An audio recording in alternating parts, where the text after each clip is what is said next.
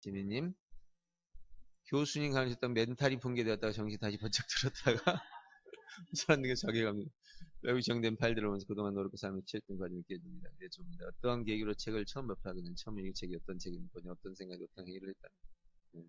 네, 독서 과정이 궁금하죠? 예, 이건 좀 도움이 될 것 같네요. 어, 어릴 적에는 그냥 만화를 좋아했고요. 그다음 잡지, 그것도 역시 그 영향을 받은 것 같아요. 특별히 과학 동화가 기억이 많이 나요. 그것 때문에 내가 발명적 사고, 과학 동화 계속 보면 다 새로운 발명이잖아요. 예. 그 영향이 제게 발명적 사고, 즉 현실을 보면 꼭 바꾸려고 하는, 그냥 그대로 두지 않고 뭔가를 새롭게 바꿔야 직성이 풀려. 그러다 보니까 더 나으면 나아졌지 더 못하게 가진 않죠. 네. 바꾸다가 안 바뀌어. 그러면 현실이겠죠. 그대로 있는 그대로라도 가겠죠. 네. 그래서 이제 어렸을 때는 그렇게 하다가 18살 때 이제 선박에 항해사로 갑니다. 대학을 안 가고 바로 이제 선박의 항해사로 실습 항해사로 갔는데 그것도 그러니까 제 인생을 돌아보면 다 필연이 있고 우연이 있는데 우연히 필연을 만드는 거라는 이 파스칼의 말대로 우연히 나는 선택하지 않았어. 정말 우연들이야 다. 집안의 분위기도 엄마 아빠가 나를 관리해 준 적이 없어. 그냥 내 마음대로야. 하고 싶은 대로 했다고. 그러니까 당연히 지금 이런 자율성이 나타나게 됐죠. 그것도 무슨 부모님이 알아서 그렇게 나를 방임해 준 게 아니거든. 저한테는 감사한 일이지만, 네. 이 모든 게 다 묶여서 하나의 필연이 만들어진 거거든. 그러면서 만화를 본 것도 그때 당시 교회 목사님 아들하고 또래 친구였는데 둘이서 종탑에 올라가서 하루 종일 만화를 볼 수 있었던 자유. 예, 학교 다닐 때 만화를 그냥 가방 속에다 구겨놓고 다녀도 되는 자유. 이런 자유들이 그렇지만 당시 교회가 있어서 또 다른 데로 튀겨나가는 즉 방종의 모습은 나타나지 않았던 좋은 조건. 네, 이런 것들을 누가 만들어주냐. 부모가 일부러 만든 게 아니잖아요. 그리고 나서는 선박에 근무를 하면서 누구를 만나게 되냐면 톨스토이 인생 독본을 만나게 됩니다. 세상에서 제일 재미없는 책이에요. 톨스토이 인생 독본 읽고 5분 안에 잠이 안 드는 사람은 드문 사람이야. 근데 그렇게 재미없는 책이 거기서는 재밌었어. 다른 책이 없어가지고. 음. 그 책을 이제 그게 어떻게 되냐면 1년 365일을 하루씩 나눠가지고 명언을 써놓은 책이야. 세상에 그 명언을 재밌다고 읽는 사람이 몇이나 되겠어요. 그래서 그걸 꼬박꼬박 읽다 보니까 재미가 붙은 거야. 그래서 너무 재밌어가지고 몇 번을 탐독하고 내 이제 같은 후배들한테 읽어보라고 주면 5분 안에 다 잠이 들어. 예. 그 책을 읽으면서 정말 좋았어요. 예. 왜 그렇게 좋았는지 그 이유는 모르겠어요. 그러면서 책을 안 보다 보니 그럴 것 같아요. 그러다가 그 인생 독본이 너무 좋았는데 인생 독본의 제일 뒤에 뭐가 있었냐면 톨스토이가 전 인류에서 가장 좋은 책이라고 골라놓은 책이 있죠. 그 뒤에. 그게 뭔 책인지 모르지. 18살짜리가 뭘 알겠어. 그냥 그 책이 좋았기 때문에 육지에 들어가자마자 그냥 그게 뭔지도 모르고 책을 서점에다가 종합 주문을 하니까 박스가 몇 개가 온 거야. 권수도 몇 권인지도 모르고 그냥 주문한 거죠. 네. 그렇죠. 톨스토이, 아니, 그때는 인생 독본밖에 없었어요. 근데 이제 거기 나온 책을 그냥 몽땅 구입을 했더니 1000여 권이 넘은 거야. 그 책을 갖다 놓고 이제 바다 한 번 나가면 3년이거든요. 3년 동안 바다 위에 떠다녀. 그것도 참 기구한 운명인데. 그렇죠? 그 시간이 나에게는 또 삶의 기폭제가 된 거죠. 책 1000권을 한 해당 1년당 300권씩을 읽었습니다. 그 고전을 300권씩 읽었으면 얼마나 많이 읽었겠냐고. 예. 지금도 목차가 제 적어놓은 게 다 있거든요. 그거 외에 무협지는 또 한 달에 거의 뭐 100권씩 읽었으니까 그거 외에도 그렇게 읽어 나가면서 18살짜리 머릿속에 초중고 교과서밖에 더 있어요? 솔직히. 예. 그리고 이제 그 3년 동안 천여 권을 마치고 읽고 그것도 그냥 읽은 게 아니야. 어떻게 읽었냐면 톨스토이 예술론을 읽었다. 그럼 예술론을 읽고 나서 톨스토이 예술론의 핵심을 간단하게 요약해. 그리고 이 예술론의 문제점을 찾아내서 비판을 하고 대안을 제시하는 거예요. 누가 가르쳐 준 게 아닌데 그냥 그렇게 쓴 거예요. 그래서 제가 바다에 있으니까 다른 게 할 게 없잖아요. 그러니까 이제 책 읽고 나오면 그거 써놔가지고 그걸 이제 편지로 이제 또 아는 사람들 편지로 써. 편지를 A4 용지 쓰는 편지 쓴 것만 2000페이지. 편지만 2000페이지가 넘어요. 그때 와이프한테 보낸 게 1000페이지고. 사귈 때. 예. 이걸로 관리를 잘했어요. 1000페이지를 썼으니. 얼굴 안 보고 3년 버티기 쉽지 않을 텐데. 그렇죠? 요걸로.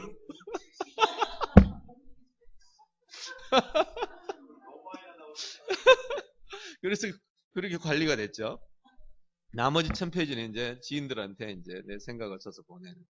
그러면서 그걸 또 하면서 또 뭐 한답시고 편지를 쓸 때 꼭 그 먹지를 넣어가지고 복사하잖아요. 2장으로. 먹지를 넣어가지고 꼭 복사해서 하나는 내가 보관하고 하나는 보내고. 이게 지금 보낸 건 없지. 근데 이게 먹지로 남겨놓은 것이 현재 다 남아있어요. 네.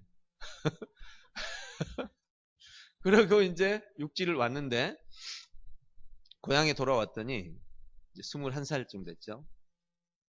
사람들하고 얘기를 하는데, 그때서부터 이제 이상한 현상이 나타나는 거죠. 예. 그냥 모든 사람하고 얘기하다가 조금 지나면 다, 지금 여러분 기록하듯이, 지금 이제 뭐 의무적으로 하지만, 그때는 이제 막 사람이 나와서 막 내가 하는 말을 적는 거야. 근데 내가 하는 말이 누구 말이겠어요? 천권 안에 들어있는 말이지. 거기다가 핵심을 파악하고 문제점을 찾아서 나의 생각을 대비했기 때문에 누가 들어도 들을 만한 말이었죠. 그래가지고 이제 교회에서 설교를 맡게 됐고, 청소년 설교를 맡았는데 학생들이 막 대거 막 늘어난 거예요. 3개월 만에. 근데 어른들 목사님이 정근을 가신 바람에 그때 제가 이제 집사님들이 저한테 어른들 설교 한번 해달라고 해서 해가지고 앵콜이 나와서 수요일 저녁, 일요일 저녁, 일요일 날 목사님이 안 오시니까 계속. 그게 이제 제 인생에 정말 큰 변화를 준 겁니다. 어떻게 한 21살짜리가 어른들 설교를 그렇게 오래 하면서도 사람들에게 영향을 줄 수 있었는가? 그때서 알게 된 게 15살짜리 데카르트를 알게 됐고, 찰스 스펄전 목사가 18살에 신학교도 다니지 않고 어른들의 그 부흥회를 이끌어 나가면서 대폭발 운동을 일으키고, 그 외에 수많은 그 어린 나이에 했던 사람들의 이야기를 보면서 이게 나이의 문제가 아니었구나. 어떤 정보를 어떻게 받아들이고 얼마나 받아들이고 어떻게 받아들이냐. 이게 바로 인간의 역량을 결정하는 요소였다는 사실을 알게 됩니다. 그 일 이후로 이제 그 다음부터는 책 읽기를 마치 뭘로 받느냐. 내 머리를 아파트로 보고 정보를 아파트의 공간에 임대시켜주는 이제 그 위대한 사람들 한 사람씩 내 아파트 공간에다가 임대를 시켜주고 그분들이 내 입을 통해서 말하는 스피커적 역할이라는 걸 처음에 경험했어요. 내가 말을 하면 마치 머릿속에 그분들이 말을 하는 것 같아. 왜? 그 사람의 책이 몽땅 들어와 있으니까. 그런데 어느 날부터 이상한 현상이 생겼는데 아인슈타인의 상대성 이론을 얘기하는데 파인만의 책이 갑자기 같이 끌려 나오는 거야. 그러면서 내 생각이 나오기 시작하는 거야. 두 사람이 묶여 나오면서 내 생각이 바뀌더라고. 신기한 현상들이 막 생기는 거야. 그러면서 막 창조적 사고가, 즉 정보들이 나오기 시작하는데 그때부터 막 글을 쓰기 시작하는 거야. 네. 그 생각들을 글로 이제 막 남기죠. 이러면서 한 20대에서 20대 10년을 보냅니다. 책 읽기의 인생이었죠. 그리고 30대에 들어와서는 이제 30대 넘어가면서 제가 신학을 공부했어요. 신학을 공부하고 끝나자마자 교육에 들어섰죠. 그리고 이제 학교 설립이 바로 이어졌고 그게 이제 30, 40대 전후반이었습니다. 꿈의 학교 때 와서 이제 인재 양성으로 파고 들어간 거죠. 그러면서 그때 이제 단 5년간 읽은 책이 전 인생에 걸쳐 읽는 책보다 많았어요. 그때는 어쩔 수가 없었어요. 학생들이 문제가 발생하면 문제 해결을 위해서 책을 몽땅 사다 놓고 그리고 나서 솔루션을 만들어내요. 솔루션을 만들지 않으면 당장 문제 해결이 안 되잖아. 그래서 만든 게 여러분이 보여줬던 이 솔루션들이에요. 이게 그때 나온 겁니다. PD. 지난 어제분가 봤죠, 요거. 이게 이제 하나하나가 다 그렇게 만들어요. 그러면서 지식의 체계가 솔루션 형태로 잡히잖아요. 그러니 이게 전체적인 체계가 쫙 잡히더라고요. 이 정도 책을 읽고 나서 40대를 후반을 넘어설 때 이제 사회 명사들을 만나기 시작했어요. 그 전까지는 뭐 내 일에 파묻혀가지고 뭐 외부 인사 자체를 만나는 걸 거의 안 했어요. 40대 후반 들어서 이제 사람들을 만나기 시작했는데 내가 어떤 상태인지를 처음 안 거야. 나는 학교를 안 다녔기 때문에, 체계적으로 안 다녔기 때문에, 신학교도 사실은 교단에서 운영하는 신학교를 다녔거든요. 교단에서 운영하는 것은 정식 학위가 없는 학교예요. 잘 몰랐어, 세상을. 어렸을 때 18살 배를 타버리고 이렇게 했으니 모르죠. 그런 상황에서 이제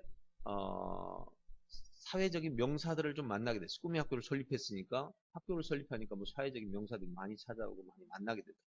그러면서 제가 어떤 상태인지를 알게 됐는데 책을 많이 읽은 사람이었더라고. 네. 그 사회에서 가장 많이 읽었다고 네이밍된 사람들하고 만나서 얘기했는데 그 사람이 무릎을 꿇고 진짜로 네 정말 우리나라에서 최고로 생각했는데 나보다 더 읽은 사람을 처음 봤다고. 이제 그 사람 이름 밝히긴 좀 그렇지만 이제 그런 얘기 들으면서 아 내가 어떤 수준인지를 처음으로 알게 된 거예요. 아 내가 책을 많이 읽었구나. 이래 가지고 이제 그 이후로 이제 그 유명한 뭐 연세대 김영석 교수라든지 문동환 박사라든지 뭐 이런 대단한 고도들 있잖아요. 이런 분들을 만나서 서너 시간씩 얘기를 해도 꿀리지가 않는 거예요. 예. 원경선 선생 같은 그런 뭐 우리 풀문을 설립했던 그런 전부 다 석학의 거의 사상계를 지배하는 사람들인데도 같이 만나서 얘기하면 원경 선생님은 평화를 얘기를 딱 나를 만나서 평화를 얘기를 딱 하다가 내가 평화론을 딱 얘기했더니 뭐인 줄 알아요? 자네 우리 집 좀 가세. 그러더니 다음 주 초청을 했어. 그래서 의정부에 있는 집을 찾아갔더니 아들 원혜영 있잖아요. 네, 원혜영을 불러. 혜영이 이리 와. 무릎 꿇어. 그분이 나보다 나이 많잖아요. 네, 원혜영 씨가 많죠. 무릎 꿇어. 인사드려. 하면서 그 이후로 평생 제가 원경선 선생님하고 친구처럼 지냈죠. 이걸 보면서 책 읽기라는 것이 이런 거구나라는 거를 정말 저는 뭐 잊을 수가 없죠. 제 몸에. 그래서 저는 이제 저를 만나는 모든 사람에게 책은 이렇게 읽어라. 그리고 네가 책을 통해서 빅뱅 현상을 경험할 때까지. 빅뱅이라는 것은 책 읽기를 하면 교과서 읽으면 이렇게 간다고 그랬죠. 그래프가 이렇게 있으면 이게 역량, 이게 시간이면 교과서는 이렇게 갑니다. 지식이 체계화되어 있어요. 근데 책 읽기를 하게 되면 이렇게 갑니다. 이렇게 해서 언제까지 흘러가느냐? 이렇게 흘러가다 죽어. 대부분 사람이 이렇습니다. 예. 여기서 딱 폴딱 뛰는데 이때가 빅뱅이라고 그러거든요. 이 지식의 빅뱅에 나타나는 이 점을 못 만난 사람은 정말 인생에 책을 안 읽고 차라리 열심히 놀고 기술 배운 게 나아. 예, 이건 너무 낭비야, 이거. 이 현상이 나타날 수 있는 거는요, 정보량이 어느 정도 축적이 되고 정보끼리 상호 연결이 돼요. 정보라는 건 빈틈이 많아. 한 사람 한 사람 정보량이 빈틈이 많아. 체계를 만들어 놓은 교과서는 빈틈이 별로 없지만 일반 독서는 한 권 한 권이 다 떨어져 있어, 정보가. 이걸 서로 연결시켜서 체계를 만드는 건 거의 불가능한 거예요. 두 권 읽고 누가 체계를 만들어요? 이런 상황에서는 인생의 그 넓은 영역을 하나로 묶어낼 수 있는 체계도를 만들어내는 것은 거의 불가능해요. 그래서 보통 작게는 3년에서 10년을 책을 읽어야 돼요. 대학원까지 나오건 사람들은 3년 정도 읽으면요. 마틴 루터 킹이 대학원 다니면서 흑인 문제 해결에 방법이 없다는 걸 알아내고 그때부터 미친 듯이 책을 읽기 시작합니다. 3년을 읽으니까 머리에 그림이 보여요. 그게 바로 마틴 루터 킹의 평화 행진을 통한 흑인 문제 해결이었어요. 보통 대학까지 안 나온 사람은 처음부터 아예 그냥 초중고를 안 다닌 사람은 10년에서 20년입니다. 책 읽기를. 그래야 머릿속에 이 그림이 잡혀요. 그 다음에 대학 정도를 졸업한 사람이면 한 5년에서 15년 사이입니다. 제가 인류의 위대한 사람의 전기란 전기는 몽땅 모아놓고 분석 작업을 했어요. 어떻게 그들은 위대한 사람이 됐는가 했더니 보통 다 독서 기간이 있는데 그게 5년에서 20년 사이에. 그리고 이것은 누구의 지도를 받았느냐에 따라서 기간이 짧아져요. 지도를 안 받은 사람은 혼자서 오랫동안 읽어요. 근데 혼자서 오랫동안 읽은 사람의 장점이 있어. 깨닫기까지 많은 양을 읽었잖아요. 그러니까 내공이 커. 스승의 지도를 받은 사람은 내공이 약해. 핵심만 배웠기 때문에. 이게 장단점이 있어요. 저 같은 경우는 진짜 혼자 했죠. 네, 혼자 했기 때문에 저는 거의 20년 이상을 넘게 읽었잖아요. 그러니까 거의 후자에 속하는 편이죠. 그러니까 내공이 다른 사람에 비해서 좀 높은 편이에요. 네. 어떤 정보든 조합이 가능하죠. 근데 이게 20년 동안 또 인재 양성을 한답시고 이 설계도까지 이루어지는 이 기술을 개발하는 단계 있죠. 바로 이 단계에서 이제 저를 따라오기가 어려운 사람들이 많아졌죠. 책 읽기만으로는 지금 제가 이룬 어떤 경지를 오기는 힘들어요. 이거는 진짜 기술적인 측면이에요. 그래서 지금은 이제 제가 이런 인지 기술을 습득을 시킨 다음에 책 읽기를 해 나갔을 때는 그 효과와 그 속도가 완전히 달라져요. 그러니까 지금 이 기술을 배운 다음에 여러분이 꼭 하셔야 될 일이 뭐냐? 50권 딱 모아놓고 읽고 설계도 딱 만들고 솔루션 딱 만들고 상품 만들고. 야, 하나 해서 이제 회사 하나 만들어서 돈도 벌고 됐어. 물려주고 또 하나 만들고 또 하나 만들고 이걸 하라 이 말이죠. 현재 이제 제가 해왔던 게 사례죠.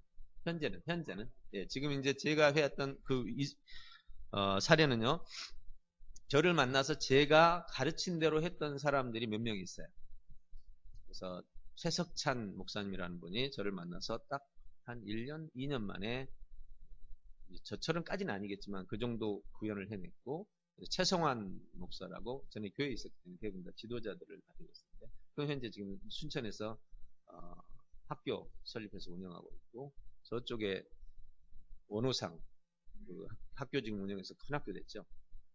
보통 저한테 이렇게 배운 사람들이 대부분 학교를 설립해서 운영해 가거나 하는 인재 양성 쪽으로 다 가고 있죠. 기본적인 게 다 학교를 하나 설립해가지고 운영을 할 정도로 진행을 하고 있고요. 그 다음에 이제 최근에 여기서 이제는 지금 현재 5년이죠. 그러니까 꿈의 학교까지에 길러진 사람들이 있고, 현재 꿈의 학교 이후로 지금 현재는 이 5년간의 기간인데, 실제로는 한 3년 정도 됩니다. 이 3년 동안 지금 현재 기르는데, 개인적인 양성보다는 이제는 아니죠. 전 세계로 나가야 되니까, 이제부터는 집단으로 나가야 되니까 석박사를 통해서 양성하는 과정과 오늘 여러분과의 양성, 이게 지금 현재의 과정. 그 이전에는 이 기술이 없는 상태에서 주로 독서만으로 이루어졌어요. 주로 독서만으로. 그리고 그 이후로부터는 기술적 독서를 통해서 생산과 결과를 끌어내는 단계로 가면 됩니다. 그래서 앞으로 제가 여러분에게 전달하고 싶은 핵심은 이렇게 생각하면 됩니다. 인지기술을 배운 다음에 여러분이 그러니까 저처럼 하는 방식은요. 이것저것 많이 읽고 하다 보니까 시간이 많이 걸린 거죠. 예. 여러분 저처럼 20년 하라면 저는 아예 제가 먼저 포기할 거예요. 그건 아닌 것 같아요. 그래서 이제는 이 인지기술을 가지고 한 분야를 붙잡고 파고 들어가는 거죠. 제가 이거를 시도했던 게 94년입니다. 94년.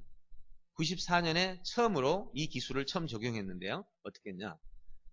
주제를 독서로 잡았어요. 독서. 독서라는 말은 책을 읽는다는 뜻이 아니라 독서 어떻게 할 것인가. 이거 여러분 분야가 굉장히 좁습니다. 책 모아봐야 그때 제가 모으니까 100권밖에 안 됐어요. 지금은 좀 모으면 한 200~300권 될 거예요.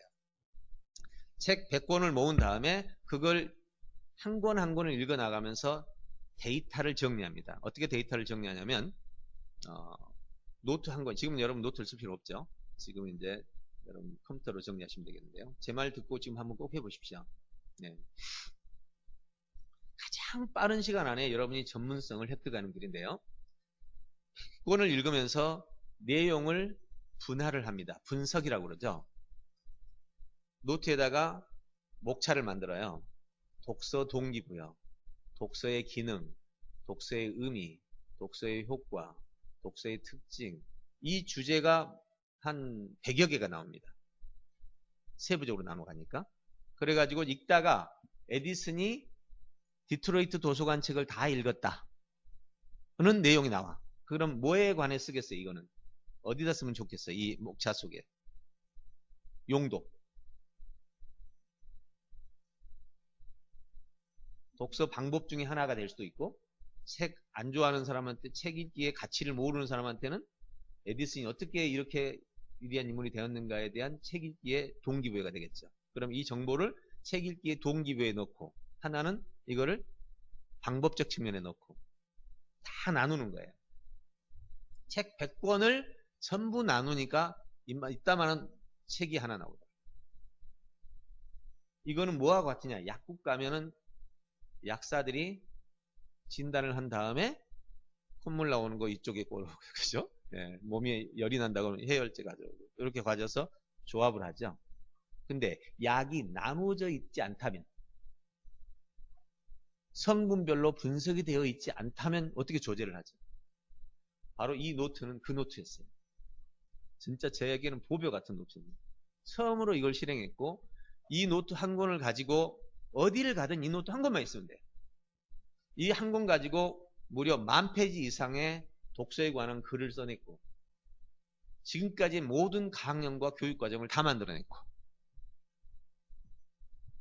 정말 이런 이 경험을 해보지 않은 분들은 모를 거예요.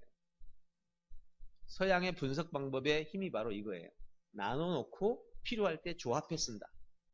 나눠놓고 나면요, 여러분들은 지금 현재 학문들이 다 나눠져 있죠.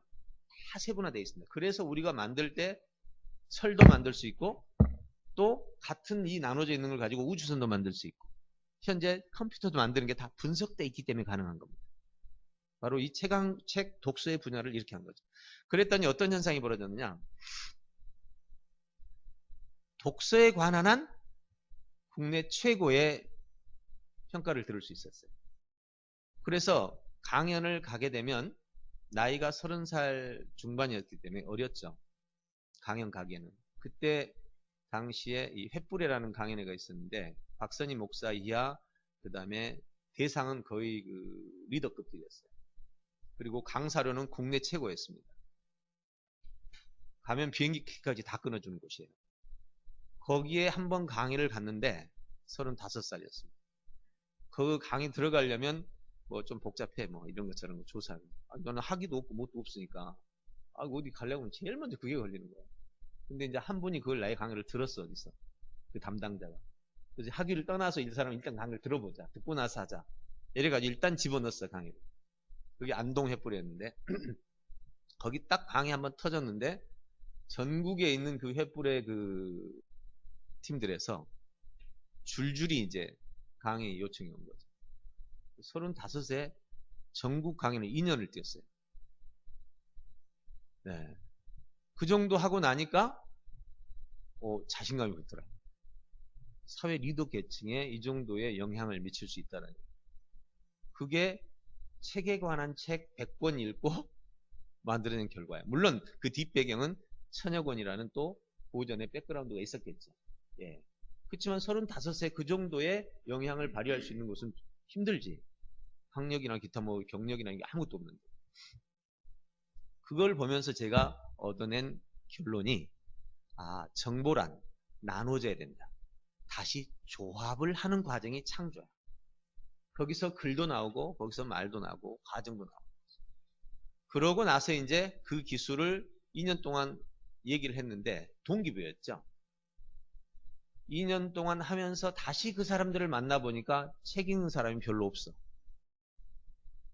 내가 가서 동기부여 할 때 너무 좋아가지고 막 소개하곤 했지만 실제로 책을 읽는 것까지 못 가. 2년 동안 하다가 제가 이건 아니다. 나는 결과를 중요시하겠는데 이 정도로 해가지고는 이거 책 읽기 운동이 안 되겠구나 싶어가지고 강연을 중단합니다. 그리고는 뭐를 만드느냐? 진짜 나처럼 책을 읽고 나처럼 변화되는 그걸 보고 싶은 거예요, 나는. 그래서 강연 이걸로는 안 되겠다. 그래가지고 과정을 만듭니다. 그게 독서 지도사 양성 과정이었어요. 94년에 만든 겁니다. 그게. 예, 그 최초였죠, 그때는. 그때 이제 한우리 박철원 회장하고 내가 같은 시기에 바로 시작했어요. 예, 그때 같이 만나서 이제 서로 얘기하다가 기업체로 가고 저는 이제 사단법인 형태로 가고 해가지고 저는 결과 중심, 거기는 돈 중심으로 갔어요. 저는 결과 없으면 하던 것도 중단했죠. 6개월 프로그램을 만들어서 돌렸는데 정말 결과가 좋았어요. 그래서 그 6개월짜리가 지금까지 돌아요. 네. 그럼 20년이 됐죠. 네? 독서당은 이제 96년에 개발이 됩니다. 94년에 독서 지도사를 양성하고 96년에 이제 학생을 가르치게 되고 학생도 3개월 만에 제가 5명 데리고 이 방식을 이용해서 5명 데리고 가르쳤는데 3개월 만에 80명이 들어온 거예요. 학생이. 의도적인 게 아니고 전부 선생님 자녀들이 왔죠. 그래가지고 학생 80명은 독서당에서 가르치고 거기서 개발된 플랜은 독서당이라는 시스템으로 해서 프랜차이즈로 저는 이제 뭐 사업 개념은 없었어요. 네, 프랜차이즈로 해서 다 배운 사람에게 다 나눠주고 그 다음에 성인 쪽은 6개월 프로젝트로 해가지고 독서 교사 양성 또는 독서를 통해서 사람이 얼마나 바뀌는 걸 보자는 게 목표였어요. 정말 많이 바뀌었어요. 그분들이 지금 그때 교육받은 사람들이 현재 우리나라의 제일 독서 치료의 제1인자가 이영식 박사거든요. 그분이 거기 12기 출신이에요. 이런 식으로 해서 다 거기서 배출이 됩니다. 그래서 이제 우리 독서계에서는 이렇게 말합니다. 독서계에서는 나를 모르면 뭐다 뭐 이런 식으로 말을 하죠. 어쨌든 그러면서 이제 독서의 바탕을 만들었는데 그래도 인재 양성을 하는 데는 부족한 거예요. 그래서 이제 꿈의 학교가 탄생합니다. 아까 독서당을 통해서 이제 공부했던 학생들이 바뀐 걸 보고 부모님들이 이렇게 학교를 세우자 해가지고 덜커덩 학교를 세우는데 학교를 해본 적도 없이 세웠으니 그때부터 내 고난은 시작된 거죠. 5년간 이 모르는 걸 해결하느라고 오로지 책을 교육법전을 다 뚫고 책이란 책은 분야별로 다 읽고 해서 이것을 하나씩 솔루션으로 만들어가지고 꿈의 학교 시스템이 만들어진 거예요. 그 시스템을 가지고 학교를 운영할 사람들을 또 교육을 시켰더니 그게 바로 지금 학교가 여기저기 생긴 거예요. 그래서 꿈의 학교 프로세스와 그 프로젝트가 여러분 엊그제 봤던 학습 코칭 시스템의 교수 학습법이고 학교 운영 시스템이 교장들을 교육시키는 학교 운영자 교육이 되는 거죠. 그러면서 이제 대안학교들은 거의 꿈의 학교의 영향을 안 받았다고 할 데가 없습니다. 전부 이제 꿈의 학교의 영향을 받고 저는 이제 학교를 이제 황성주 박사가 중간에 들어와서 그 아이가 바뀌어가지고 황성주 박사를 이사로 놓고 학교를 거기 물려준 다음에 이 시스템의 부족한 점을 저는 사실 말을 못했어요. 그때는. 그게 뭐였냐면 똑똑한 애들은 정말 놀랍게 발전시켰는데 잘 못하는 애들이 속도가 더딘 거예요. 제가 원하는 목표가 안 됐죠. 그래서 학교를 넘겨주고 지금까지 10년 동안 정말 공부를 못하는 즉 우이독경의 아이들을 꿈의 학교는 실패했어요. 우이독경의 아이들은 실패했어. 그 실패를 회복하기 위해서 10년을 다시 연구한 게 여러분 지금 보고 있는 트리키 인지교수. 이렇게 스토리가 된 겁니다. 네. 네. 이런 스토리가 이제 오늘 여러분까지 만나게 됐고 그리고 이 과정 20년을 지켜온 걸 보면은 특징이 이제 뭐냐면 그때 5년 걸렸던 게 지나면서 3년 걸리고 지금은 이제 1년. 지금 아주 굉장히 빨리 개발되는 친구들이 많아요. 지금 막 우리 하고 있는 친구들이 이제 속도가 붙은 거죠. 기술적인 것이 개발이 된 거죠. 이렇게 해서 현재까지 도달하게 된 겁니다.